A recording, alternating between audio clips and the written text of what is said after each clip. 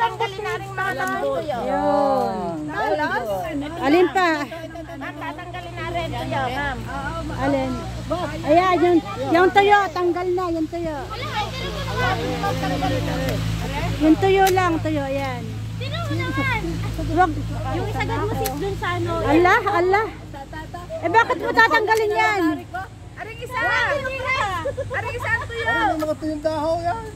Hindi, buhay pa yan. Ano ba kayo? Aring tuyo! Pero putol na kasi oh. Sige, tuluyan mo na. Aring tuyo na ano. Oo, bababa. Hindi, okay lang yan, okay lang. Huwag niyo tatanggalin. Pinalalabay kong ganyan yan eh. Iyan yung ating lalagyan ng ano, ng bato. At saka ng bunot. Yan po yung pwedeng lagyan ng enarching, ma'am, kasi may patungan na oh. Oh, okay, sige. Dito sa ano. May patungan na siya. May base na siya, ma'am. Ang tanong, anong gagawin pagkatapos nung natapos na yung enarching na buhay na siya? Oh.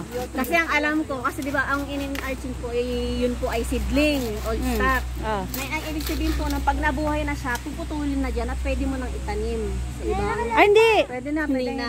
Kaya nga ang nilalagyan natin ng in-arching ay yung mga yung old variety. Ina-upgrade natin yung ano, yung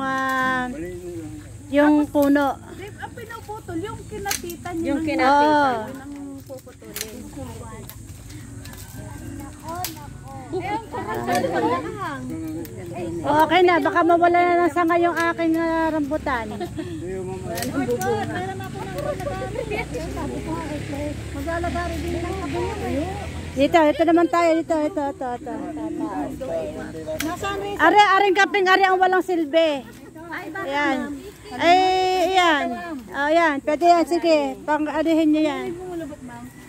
Ano to? Ayan, aking mga nilagay-lagay na ano, yung... Ayan, ang maraming tatanggalin dyan. Wow, ang daming bagay. Tatanggalin? Yung, at tandaan nyo, yung vertical, naka-cross.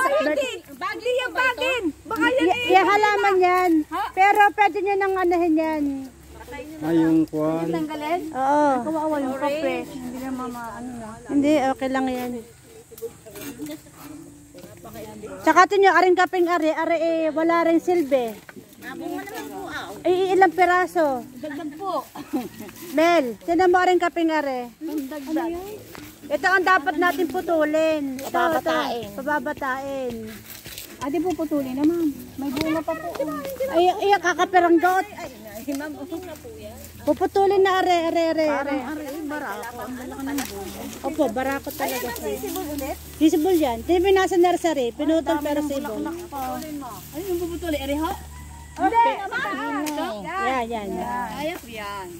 Kaya, Nasa labas ang hindi sa loob, hindi sa labas. Yan. Hindi ako maglagay ng kawayan.